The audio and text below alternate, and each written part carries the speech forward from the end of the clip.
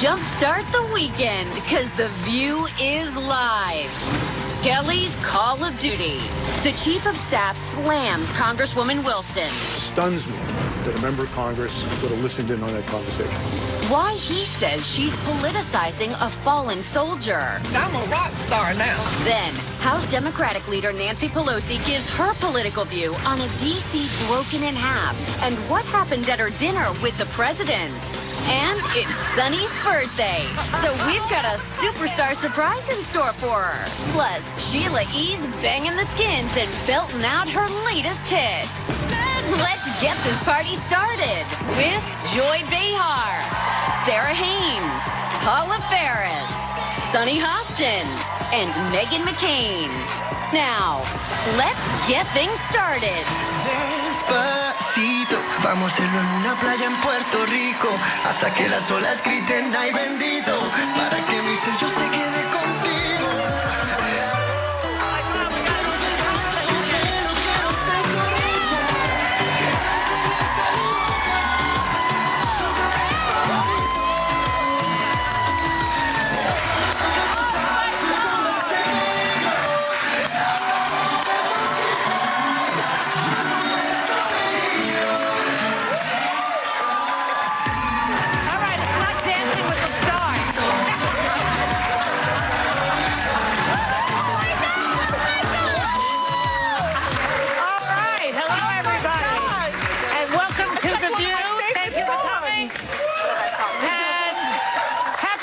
To Sunny. Yes.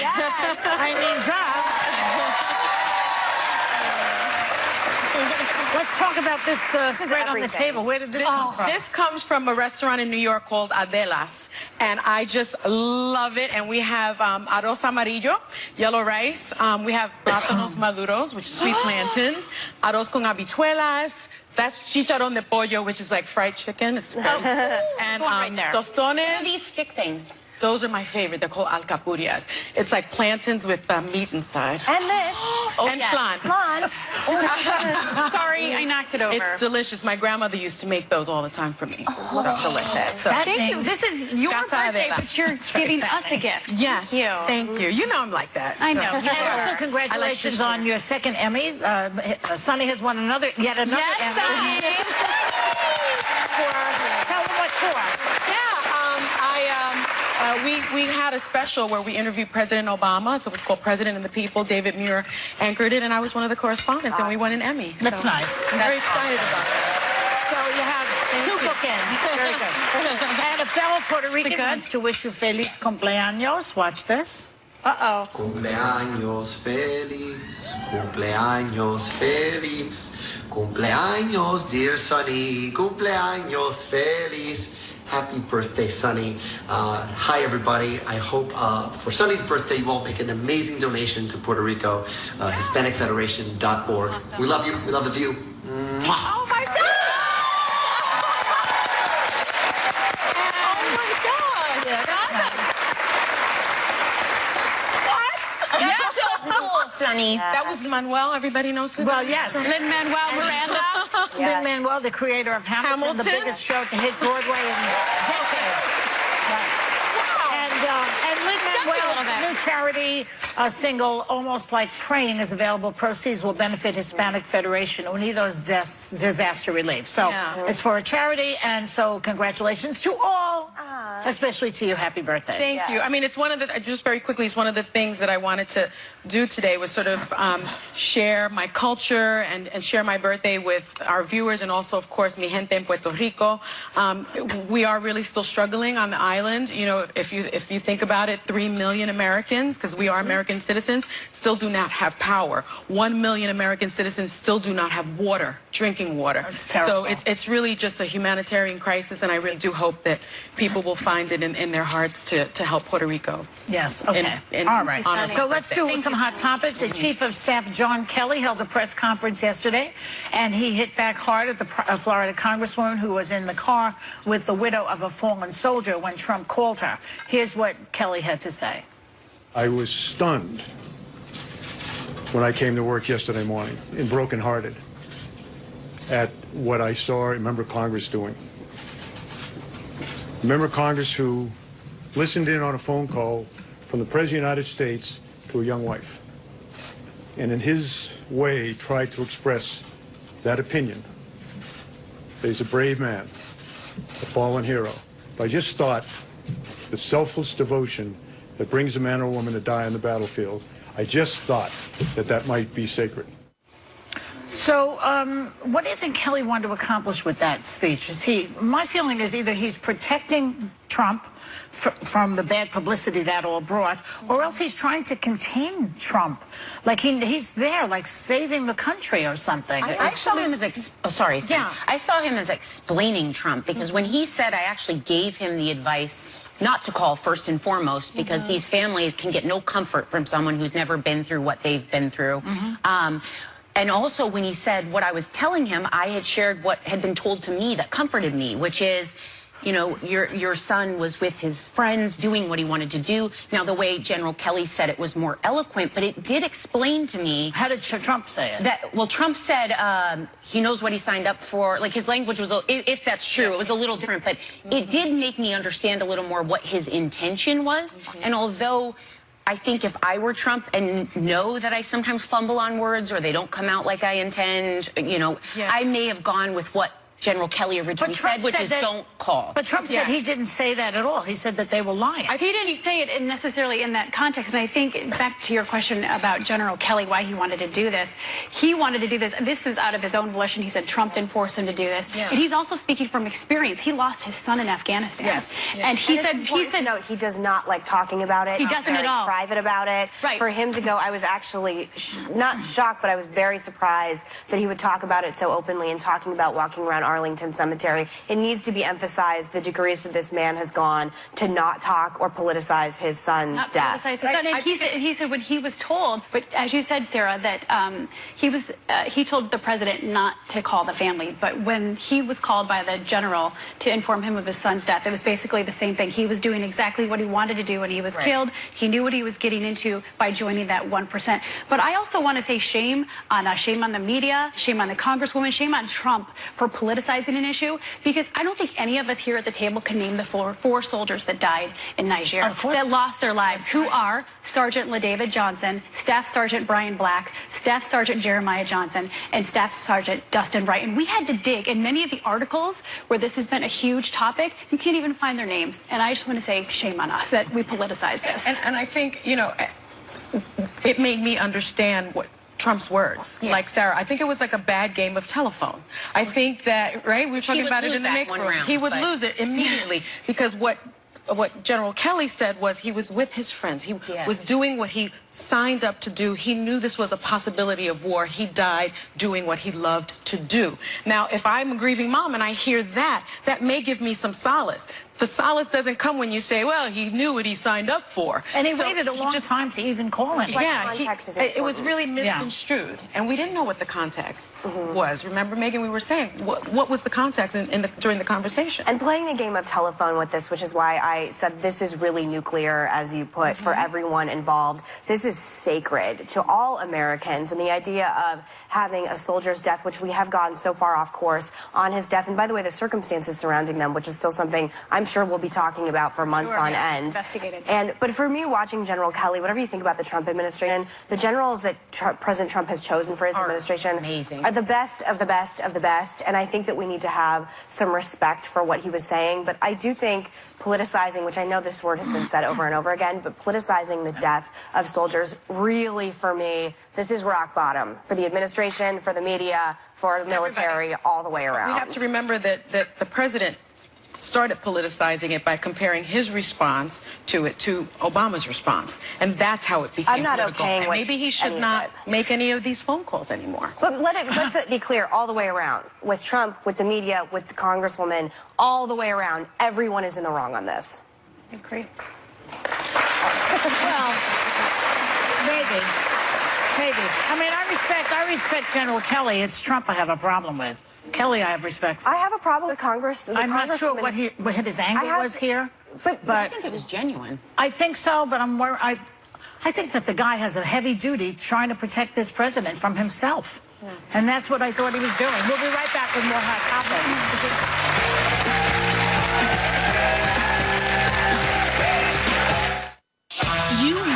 is a fighter, an American hero. You know what he's battling with his health. And you know he just doesn't see eye to eye with our president on many issues. Now Monday, a View exclusive. Senator John McCain hits our table and takes on the hot topics with the ladies of the View. And oh yeah, that includes his own daughter, Megan. Because, tell him, Whoopi. Monday is Megan's birthday, and her dad's coming. So what will he say? Well, that you don't know yet until you watch this exclusive View Monday on ABC. Later, House Democratic leader Nancy Pelosi hits the table to answer Democrats calling for her to step down.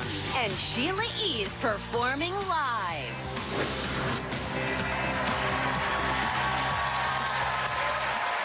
Welcome back. This pina colada is so good. I know. I can't even talk about it. The food. They've been talking about the food at the break. I'm going to that restaurant. Puerto Rican food is Casadela is fantastic, but it's comfort food. Yeah. It's soul food. Okay, so we're talking this morning about John Kelly, General Kelly, and his call, his response to the call from Donald Trump, wait a minute. Read the prompter so I make sure I get it right here. Okay, Frederica Wilson, who is the congresswoman that basically, you know, took this whole thing out there and put it in the spotlight, and he really did go after her in what he said yesterday. So, but here's what she says about all of a sudden hoopla around her. That's it. You mean to tell me that I have become so important that the White House is following me and my words? This is amazing. It's amazing. That is absolutely phenomenal. I have to tell my kids that I'm a rock star now. So, funny. They think she's funny. Well, that's the thing. I mean, a lot of folks, I think, were very angry about it, what she said. They thought she was being cavalier and sort of self-congratulatory. But I think she was making a joke. I think she was like, really? So now the White House is following me? That was my initial reaction. Which is not your reaction. Well, he said he was disgusted, wasn't it? Didn't he? Correct me if I'm wrong. He said Kelly was disgusted by her remarks, right? Yes, yeah. But if he never denied her account, so why is he going after her? Well, I feel like the first reaction I had was when we heard her here talking about her connection to that family. Yeah. I thought she had a very angry, personal reaction, which, you know, to me, I totally understand that's a sacred call to be received, and I understood that the idea of repeating it is awful. But my husband and I were talking about it, and I said, if I heard someone say something to you that I felt was insensitive, I'd go mama bear on them. So I think saying I'm a person first, I kind of understood, but now hearing General Kelly, I feel differently about the... I guess like all It was Sarah Sanders who said she was disgusted by it. I think Kelly, what did Kelly say? Kelly said he was shocked by it. I think the problem with all of this is that it isn't up to interpretation of how you view these things. I think saying, I'm getting so much media attention off this soldier's death, I'm a rock star now, is an incredibly poor taste. I don't know going forward why we can't just let this poor widow grieve, especially if she is a close family member of his. LaDavid, I don't know if he's actually been buried yet, but these are very serious times, and her tone was so different on this show. When she spoke with us, she was very angry, emotional in the way that you would expect someone who was close to someone who was grieving, and that I was very surprised at the reaction. What are you saying? Well, the that White she House was is angry? trolling her. The White House is trolling her. Making a joke, she's finding humor at this moment. She's finding humor in how much she's on television, how much media attention it's getting. But at the end of the day, it's about the White House trolling her. That's where the humor is coming from. But she started out by saying that. It was the first time I understood her, because that's what I would react to. Someone personally I know passing, that would be anger and frustration at words that weren't comforting, or, you know, whatever. This is a contrast that I'm noting, that it's a little more laughing at it when she still should be. She's probably grieving. And at the end of the day, like, why is she getting all this attention? Why is she a rock star? Because she called the president out on his insensitivity. It's not simple. She's a rock star. That's it. No, it's not that. But the genesis of it is because a soldier was killed. Yes. And that is the genesis of it. Phone call 2 weeks too late. Exactly, but it still and they feels had to a little clean it up. insensitive. And she and he are in this together. But it's a he said, she said. Again, I think, I mean, I It's know. a he said, they said. I think we It's are just all. unfortunate. It's unfortunate that we're politicizing it. I would love it if on Monday we would all collectively say, you know what, this isn't a great moment for America. I would love it if President Trump and Congresswoman Wilson would apologize, try to find some consensus in this country. We are ripping each other apart. My military friends are so offended and so upset. My friends that support that are Democrats are so angry. We have to go. We'll be right back. We're out of time.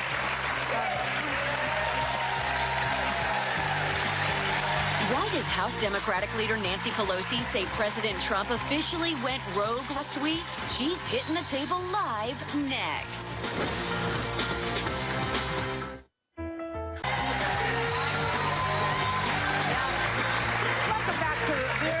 So Nancy Pelosi is the former Speaker of the House and the current Democratic leader, but even more impressively, she's also one of the few voices of reason that Donald Trump seems willing to listen to so far. She's welcome one of my last hopes, Nancy Pelosi. How are you, darling? Good morning, good morning. Happy birthday. Good morning. Thank you. What a boost of morale for the people of Puerto Rico. Yeah, she's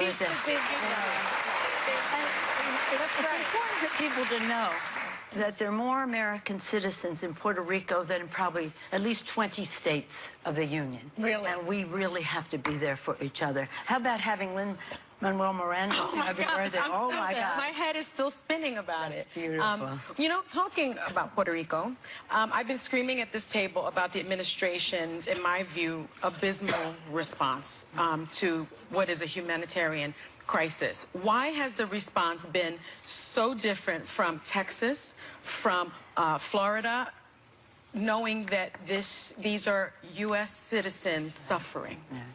Well, that's the question. And let's give some appreciation to the volunteers of FEMA who did go there. They've been wonderful. What is challenging is that the president keeps giving himself a 10. You know, when people are suffering, even if you think you've done a good job, there's so much more to be done. And it is, I would hope that the difference in terms of response is not as great as it appears to be right now. But certainly, whether it was Katrina or whatever, there were many more troops on the ground immediately. But, you know, let's just talk about doing better and getting water to everyone, getting power to everyone, and just making this a real opportunity for Puerto Rico to leapfrog over the past power grid to something that is a model to the world. To rebuild. Yeah, to rebuild. I love Puerto Rico. Thank you. Who doesn't love Puerto Rico? We all love Puerto Rico. We especially love the food. Thank you. We love it. So, where'd the food go? I know. So good. So, Congresswoman, I'm going to call you that instead of Nancy today. I'm in a very respectful type of mood today. So, we were talking about... oh, my goodness. What are we in store for now? We were talking about General Kelly before. Yes. And what do you think about the fact that I think that the reason he spoke is to contain the White House, that he's trying to, because there's no impeachment coming down the pike for those of us who would like to see him out of the office. So he has to live with this, right? We all have to live with this until the next election. So is that what he's doing, or is there some other motivation? What do you think? Well, let me say, General Kelly is a patriot. Anyone who has lost a child has all of my... made sure they had good mentoring and the rest. She's accomplished a great deal in all of this. The fact that they would put a president's call on speakerphone is not unusual, and I'm certain there were other people listening at the White House as well, because it's a start, a call from the president. So I just hope we could do as Megan suggested. Let's just take down the heat on this, bring it to a place where there's no doubt in anyone's mind that we respect our men and women in uniform and what they do, and if we lose their lives, that we respect the gold medal families. She calls herself a rock star. And when we showed that clip of her calling herself a rock star, the audience laughed. Is it appropriate? I mean, she goes from a very serious, angry mood, as Megan pointed out, to this other kind of state, and it didn't really play that well, I don't think. Well, here's the thing. Anytime the current occupant, the President of the United States, attacks you, you get such a positive reaction That's probably what she was reacting to. Anytime, especially the current occupant of the White House, he's making an attack on her, and people know of her service and her leadership. She's a wonderful, kind person. Dealing with the White House is petty stuff. It's a big deal, and you can just imagine if the president calls you a name. This president calls you a name, what the reaction is from the public. And I think that's where a lot of people are frustrated, because we're engaged in these ongoing cultural wars. I mean, here we are talking about this he said, she said after a fallen soldier died. We know that ISIS this week, I mean, it's usurping other big stories, like ISIS is now hanging by a thread. We're not talking about really important stories, but at the end of the day, I think the frustration, you guys have such an opportunity as a Democratic Party, but there's frustration because if you oppose the Democratic Party, you're labeled immediately a racist, a bigot, a homophobe, a xenophobe, and it really shuts down the conversation. So as leader of the party, how do you open up that conversation, Nancy, without the name calling? Well, I don't really subscribe to the fact that there's a cultural war going on in our country. There are divisions, there are disagreements, and the rest. But I think there's plenty of opportunity to bring people together. And one of the places, and I thank all of you for what you do, one of the places I think are the arts. The arts are a place where people come together.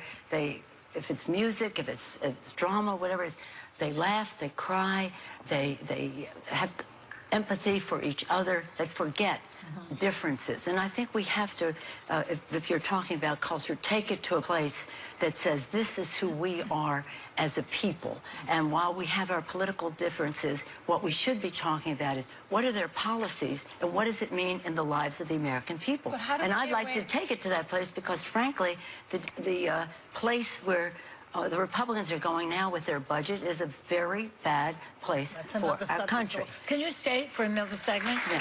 Because we'd like Nancy Pelosi will be sticking around, and we'll be right back.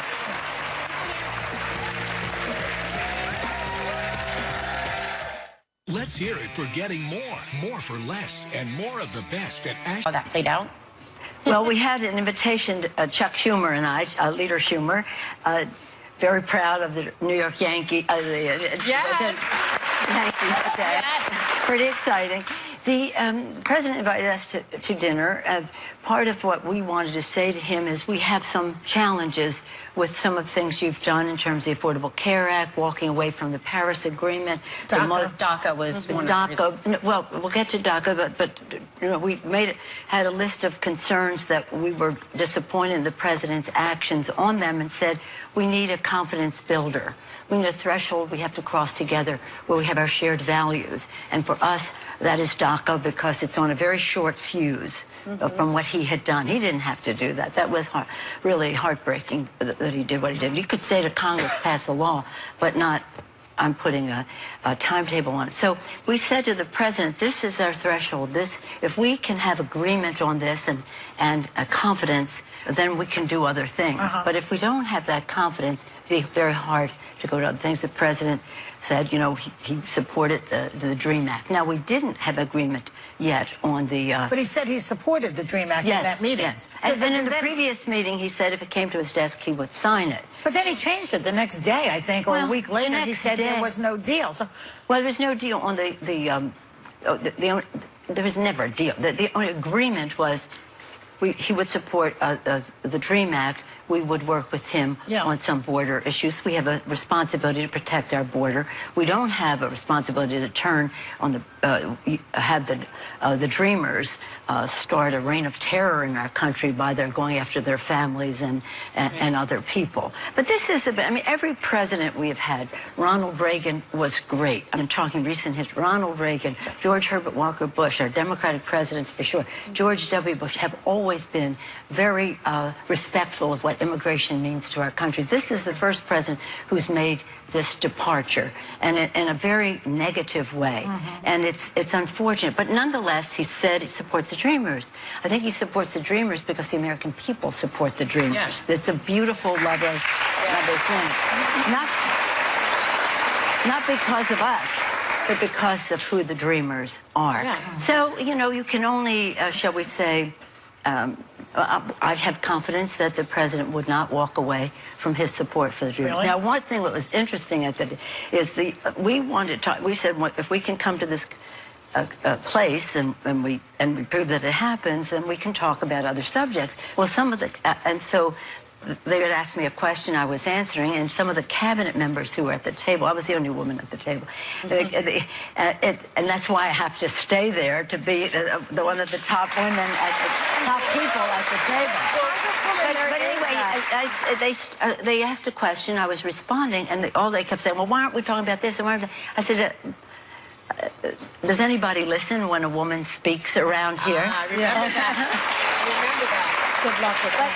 But the president was listening. I have to give him credit for that. But there's a fracture in your party in the same way that there's a fracture in mine. And there were a lot of people like Tim Ryan that were calling for you to step down and to make room for new blood. And I don't think it's necessarily about gender. I think it's about leadership. Look at the Bernie supporters versus Hillary supporters. How do you respond to that? Well, let me, with all due respect, disagree with you. There is not a fracture in our party similar to what's happening in the Republican Party.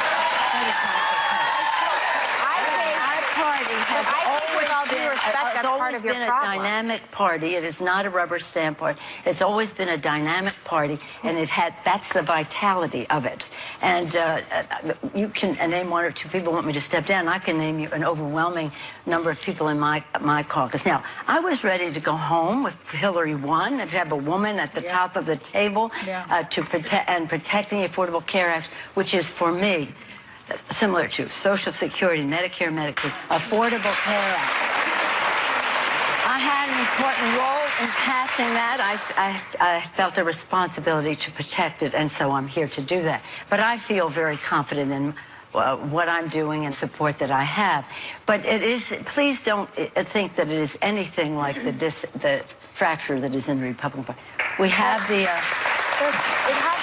hasn't stopped us from winning, though. I mean, President Trump is in the White House, so there's a breakdown someplace. Well, I think this is our turn. This is the first time since 2006 when we won the Congress, and I was the leader at the time. This is the first time that House, Congressional, Chuck and I, then it was Harry Reid and I, that we are the ones who are communicating with the American people on this. We have a better deal, better jobs, better pay, better future for the American people. We feel comfortable with that, but we have to get the message across. It's one thing to have a message. It's another thing to connect. That's the word. To connect. Yeah. A big thank you to Congresswoman Nancy Pelosi.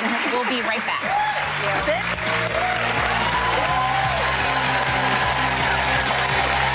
Sheila E. opens up about life after losing her former mentor and lover, Prince, and performing her powerful new hit, Next. Today, Senator John McCain hits our Hot Topics table in a View exclusive. Then, get a look at this week. The Bush twins, Jenna and Barbara, both drop by. Wow. Plus, the fabulous Gabourey Sidibe, the hilarious Dennis Leary, Darius Rucker brings down the house, then Miles Teller and Dr. Phil himself make house calls. It's all happening next week. Yeah! On The View on ABC.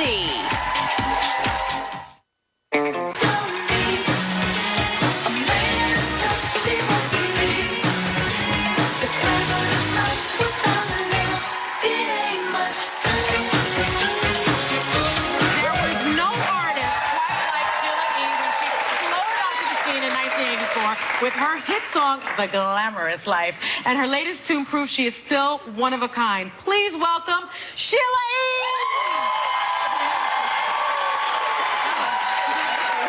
So the last time we spoke with you was right after Prince passed away. You were friends, lovers, and at one point you were engaged at one point as well. How has this past year been without him? Like everyone else, you know, I miss him dearly. Yeah. And I mean, I don't think I'll ever get over what is happening or come to terms with it. It's still surreal. Of course. Yeah. I can imagine it's got to be pretty tough. It is. The idea of your new album, Iconic Message for America, came after his death.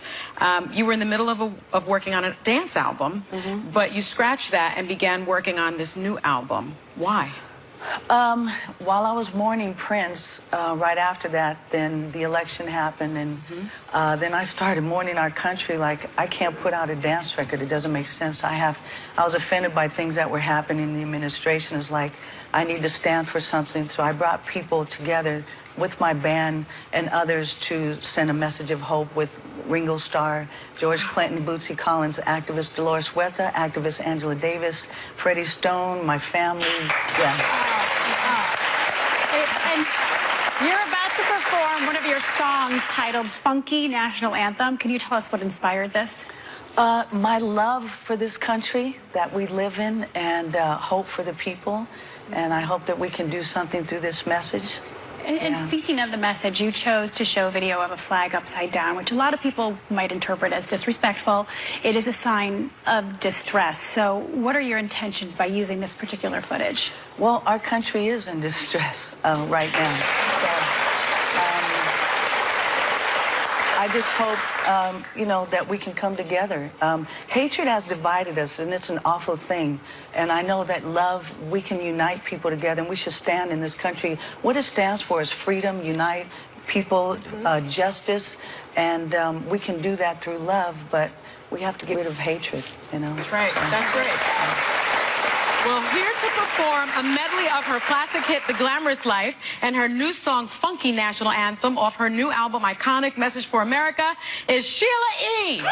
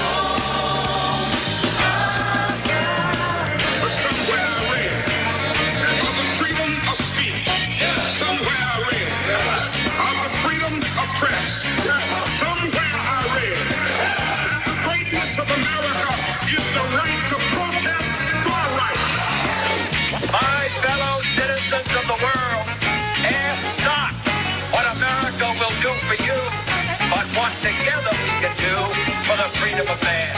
And reaffirm that fundamental truth that out of many we are one. That while we breathe, we hope. And where we are met with cynicism and doubt, and those who tell us that we can't, we will respond with that timeless creed that sums up the spirit of a people. Yes, we can. Thank you. God bless you. And God bless the United States of America.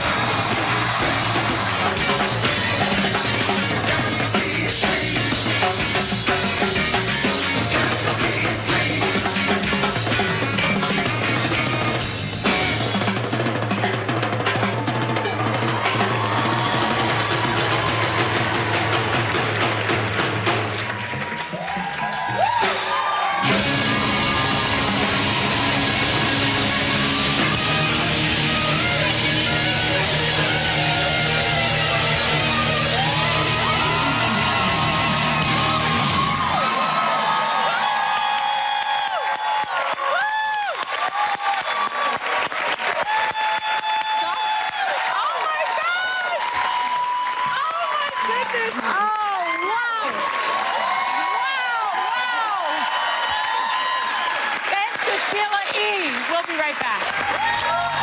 Oh, my God.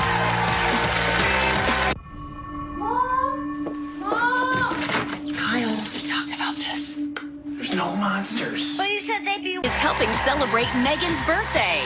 Senator John McCain is live on The View. This American hero is opening up about fighting the biggest battle of his life, going maverick against President Trump. Half-baked, spurious nationalism. And how he feels about his daughter joining this crew at The View.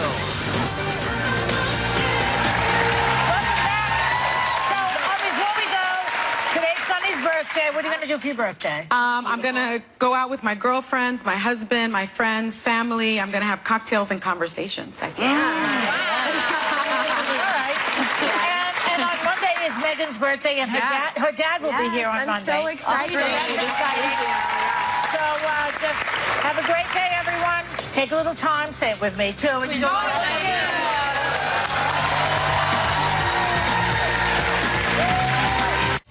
Issue 2 is being pushed by a California healthcare CEO.